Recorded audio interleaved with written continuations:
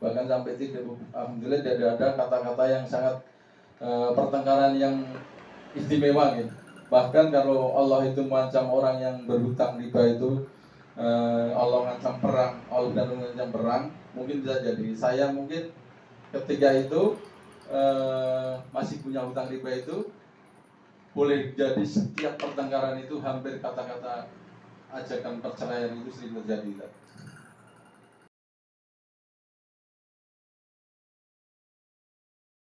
Selanjutnya, sehingga tidak layak seorang mengatakan biar saya berhutang sebanyak-banyaknya, toh kalau saya mati nanti yang melunasi adalah keluarga saya.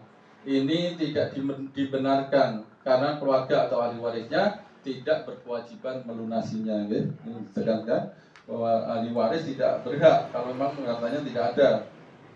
Jangan mengandalkan nanti ahli waris, apalagi wah anak-anak saya kaya-kaya ini nanti akan nanti. Ya kalau anaknya mungkin anak yang soleh bisa bertanggung jawab kepada kita, tapi kalau anaknya kurang soleh dan bahkan itu juga tidak ada beban buat anak untuk tidak membayarkannya, ya. Tidak ada tanggung jawab untuk harus membayar gitu.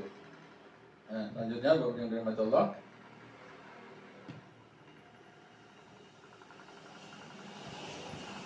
hukumnya mustahab. Ini artinya hukum membayar utang itu mustahab. Artinya dianjurkan gitu Bapak Allah. Untuk melunasi hutang orang tua itu dianjurkan walaupun tidak wajib. Kalau mustahab itu dianjurkan melunasi, bukan wajib, wajiban ya.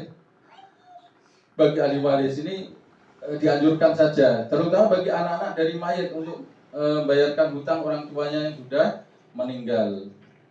Dan ini pendapat Syekh Al-Buhuti mengatakan jika hutang mayat tidak bisa dilunasi ketika ia meninggal karena tidak adanya harta padanya atau karena sebab lain, maka dianjurkan bagi ahli waris untuk melunasinya. Juga dianjurkan bagi orang lain untuk melunasinya.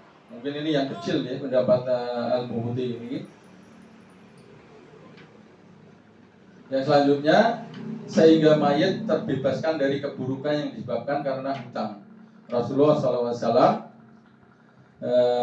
bersabda, nafsul mu'min mu'alaqati bidahini hatta yubdu anhu. Ruh seorang mukmin terkatung-katung karena hingga hutangnya dilunasi. Hadis ini diriwayatkan oleh Imam Tirmizi di hadis yang ke 1078.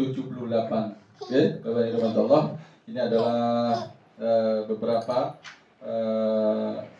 masalah tentang hutang ya. Mudah-mudahan ini menjadi ibrah, pelajaran buat kita ya, agar Allah selamatkan kita dari permasalahan hutang. Nah, sekarang saya akan menjawab. Mau kita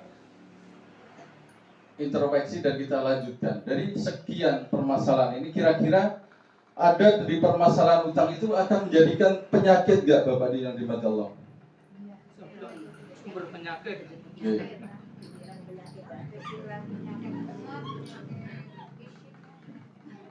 Okay.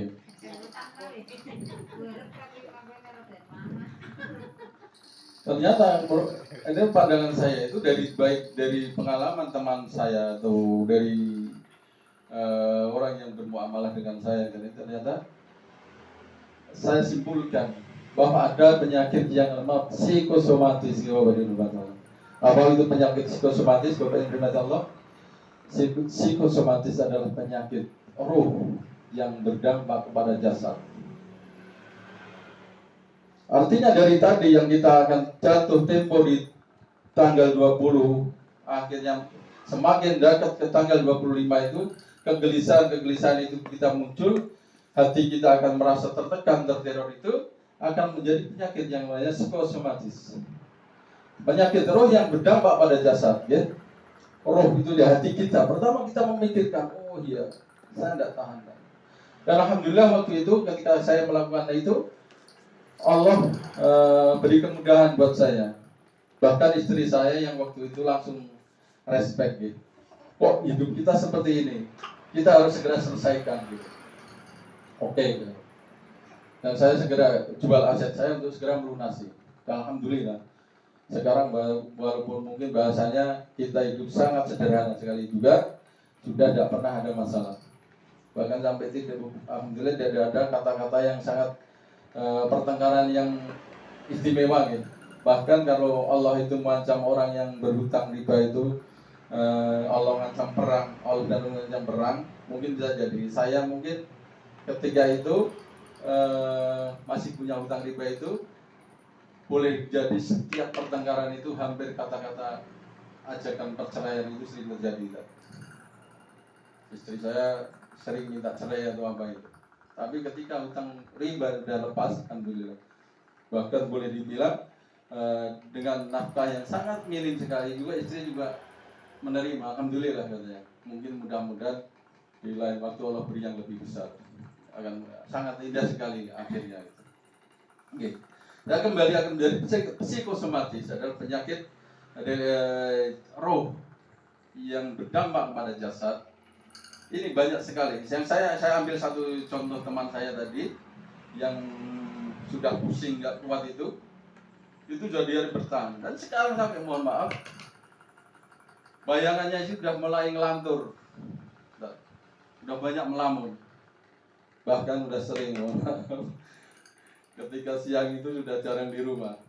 Bukan berarti ini, itu mau saya menyimpulkan bahwa mungkin bisa jadi ini takut sama penagih yang akan datang. Tapi kan punya mobil kan bisa dijual, Mas. Nah, buat nutup. Pertanyaannya di situ mungkin kalau orang itu memang ikhlas, rela segera mau melunasinya. Saya juga sarankan seperti itu. Utang kamu segera selesaikan dan kamu hindari pekerjaan yang kamu geluti ini, karena ini mengandang azab Allah semua katanya. Ini mengandang murka Allah semua katanya. Utang kamu aja itu udah mengundang azab Allah, apalagi pekerjaan kamu ini. Ternyata dia masih mohon maaf, karena sebenarnya orang yang menjerumuskan orang kepada permasalahan hutang itu kan karena gengsi. Hampir rata-rata itu karena gengsi. Gak mau dia menerima hidup yang sederhana apa itu. Jadi dia masih takut miskin, takut jadi kere itu masih takut. Akhirnya dia masih bertahan dengan segala resiko kepusingannya itu. Setiap siang pergi saya itu ketawa kalau dia ada itu. Kundeli loh Mas. Saya pikir ini pasti menghindari orang ganteng-ganteng yang pakai sepatunya mengkilat itu pasti ini.